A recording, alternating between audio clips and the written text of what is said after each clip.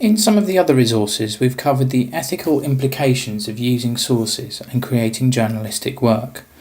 But a journalist should also be thinking about their position. Who are they writing for? Not just literally who is commissioning the work or employing them, but who will the work be read by? What is the target audience? Because if journalists are unearthing a story, potentially speaking to thousands of readers, then their factual accounts or opinions can significantly inform public opinion, especially if it proves popular and is shared widely on social media. Transparency is one of the key issues, a sense that journalists should declare their position and interests. This is not always possible if the media organisation doesn't have a policy of showing a byline with the writer's name next to their stories, something that is more common in print than online, maybe because of the fact that organisations know writers could get personally attacked. In some cases, that byline will also feature a short biography declaring any interests or group affiliations that might help contextualise the article for the reader, especially if the piece appears somehow partisan, which is something we'll come to later in this podcast. This is sometimes done to respect anonymity of the journalist if it's sensitive material, where the organisation would shoulder the blame rather than expose the individual to online threats. In that case, of course, part of the journalist's responsibility is to do their job well, to the standards of the organisation, because any complaints to their bosses would of course cascade down to them and threaten their career. Just as you might be to your readers the guy who did that Syria expose piece, you might end up with a reputation in the industry of being that guy no one wants to employ because he tried pushing a story without verifying his sources. Alternatively, a fake name might be used, but most of the time the writer will be properly credited for that very reason, that they want credit for their work, maybe because it's challenging and the work should be attributed to them as something they are proud of.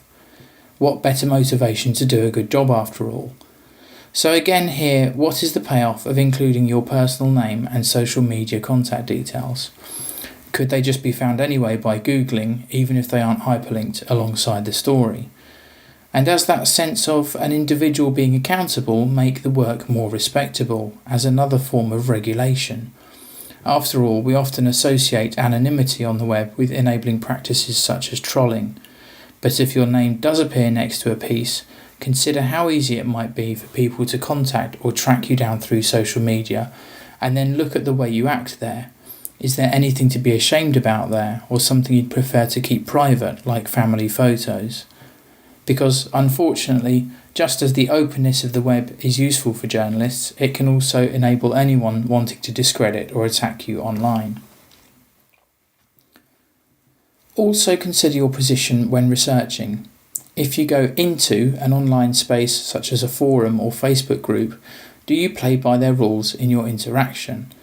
If you ask questions of people in those places, you should be declaring your interest as a journalist, especially if they're not used to being approached in this way. Of course, in some situations, and where it is a public online group, you might be able to draw sources merely by observing rather than questioning them. But in this case, it would be healthy, in terms of a plurality of voices, to also seek any potential opposing voices from other groups.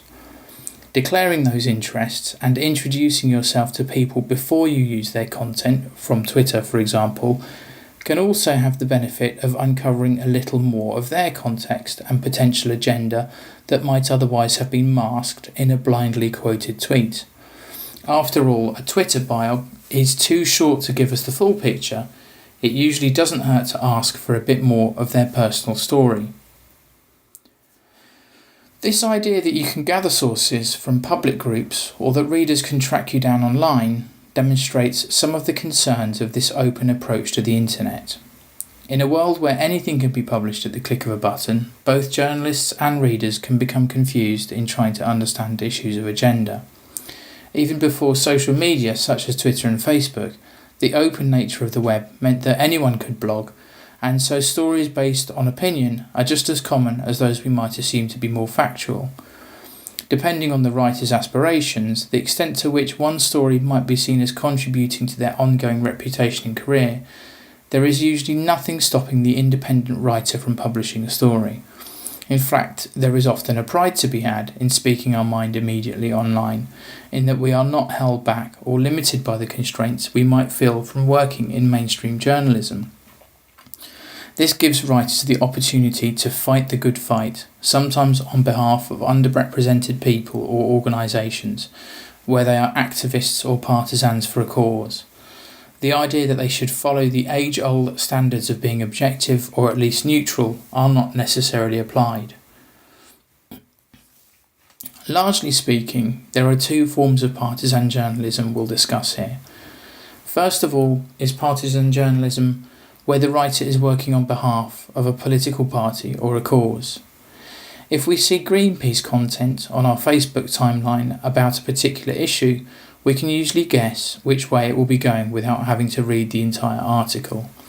And this maybe exposes part of the problem with such content, that although the transparency of the company's name alongside the article means we are best informed as to their intention, we already know what to expect, so we skip by it, which is so easily done on our Facebook streams.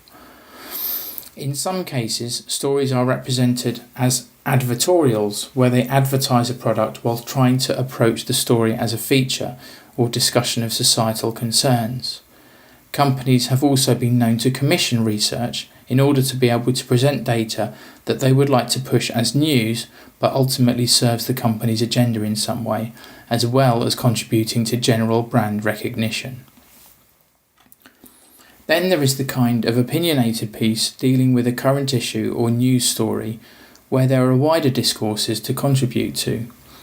As readers become more opinionated about the stories they read because of the opportunities they have to like, share, retweet or comment, then do they expect the same opinion pieces from the content they read? Discussion here might or might not be verified, and one of the benefits for the journalist is jumping on the bandwagon of any trending online hashtag to generate traffic and discussion. Sometimes it may be that the issue has been discussed a lot, but not with your particular angle or focus, so you're filling that hole, or arguing a case to demonstrate the other side of the coin. In this case, as I've said, the writer might be using that trending issue to gain traffic to their work, or if we are being less cynical, they may feel the need to share the thoughts or concerns that they feel reflects a missing part of the overall picture, so they are really writing with their audience in mind. If a thought or opinion has struck you as a writer, the chances are you won't be the only one with that viewpoint. So writing your oppositional or alternative piece is a valid contribution to potentially open the eyes of readers. Of course, these two approaches of opinion-based and partisan journalism aren't new to online media. It may just be that when they're presented in print or broadcast, they're more distinctly separated from other types of stories such as features or hard news. The layout of an editorial piece has a certain visual look. However, the popularity of such approaches in an online world raises some ethical concerns. Should we assume that all independent journalism lacks objectivity? If such alternative journalism is contributing to a healthy media plurality, that's a wide, rich variety of media sources, and democracy, then is it better to lean more in the direction of an impartial or a partisan approach? On the one hand, readers recognise and respect journalism standards such as sourcing all viewpoints of a story. On the other hand, it may take an alternative journalist's voice to redress the balance of a current issue by representing an unusual angle or side to the story. Of course, in reality, the situation is much more complicated than this, even though it might not seem like it at the development of each new story, the more experienced you become. As you get a feel for your role and reputation within the industry and amongst your readership, you'll also understand their expectations. Even when putting something together that might be considered partisan for a client company, for example, you will likely be encouraged to use methods from impartial journalism, such as checking sources, ensuring accuracy, because at the end of the day, they also want to be associated with quality work. And as time progresses, you'll know what you are comfortable doing, even for the sake of being the first to a story and essentially making a living as a journalist.